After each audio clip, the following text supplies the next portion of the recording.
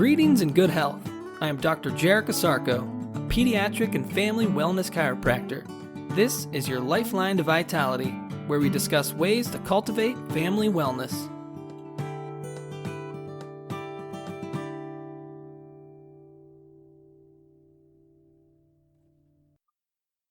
Good day and great health. Welcome back to another edition of your Lifeline to Vitality.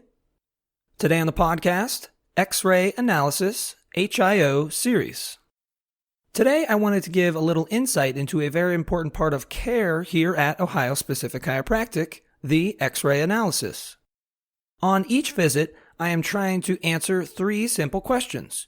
Where is the vertebral subluxation? When is it a vertebral subluxation? And how can I correct the vertebral subluxation? To answer the where question, I look to X-ray analysis. X-rays or spinographs of the cervical spine help lay down the foundation and blueprint for the patient's individual care. Precision X-rays are taken to establish the exact malposition of the vertebrae at the location of brainstem interference. I generally take three specific views of the upper cervical spine and skull to get a three-dimensional representation of your specific misalignment. X-rays are vital since the tiny and intricate misalignments of the upper cervical spine can't always be detected by other means such as palpation. We measure the misalignment in millimeters and degrees, so specificity is crucial.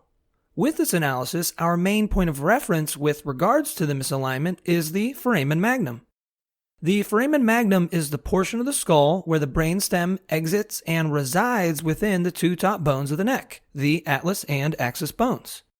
This aspect of the misalignment can't always be visualized without some form of imaging, such as X-rays. The first view we take is the lateral view. With this view, we look at the spine from the side and discover the first components of the misalignment.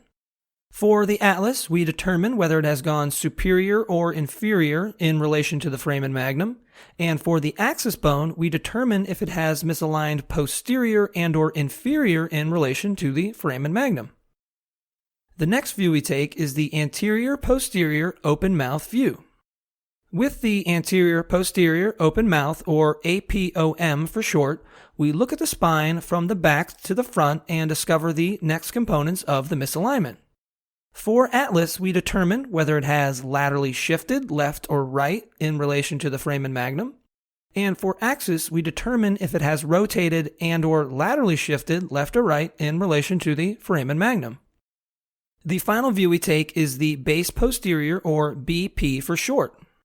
With this view, we look at the spine from superior to inferior, or top to bottom, in order to discover the final component of the misalignment. For atlas, we determine whether it has rotated anterior or posterior in relation to the foramen magnum, and for the axis on this view, we use the film to help confirm the previous findings from the other two films. With our analysis of these three views, we can answer where is the vertebral subluxation. We put this together with the other important information gathered from the exam to start the process of tailor-making your adjustment specific for you.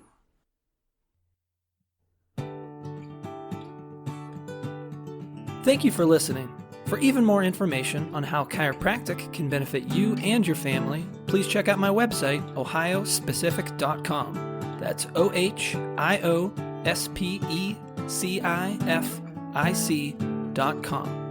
Until next time, remember to keep your head cool, feet warm, and your mind busy.